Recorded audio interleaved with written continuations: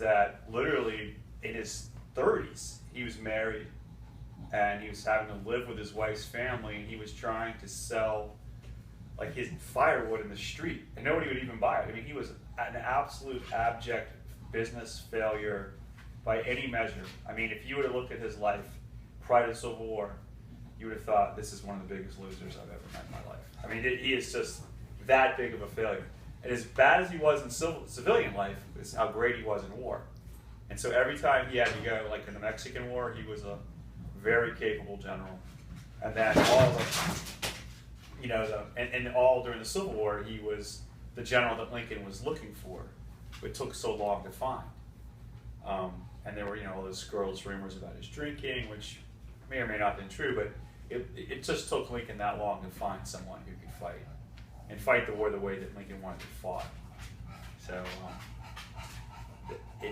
but still, and as soon as the war was over, and he had to go back to civilian life, but this time he was famous, and he was able to cash in, because so many presidents up to that point had been war heroes, and so it was easier to transition as a war hero into the presidency, and then all those same issues resurfaced.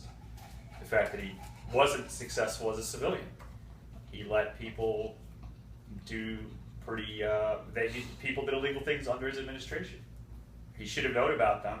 He just didn't seem to care, or not care. He was just a poor administrator, which is remarkable because as a general, he was on top of it. But as soon as he got into the White House, all these riffraff came out of the woodwork, and it was just one of the most corrupt administrations in American history, without doubt.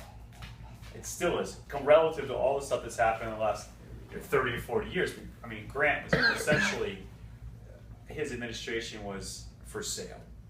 I mean, people were just literally getting bribed left and right, just openly bribed. Amazing stuff.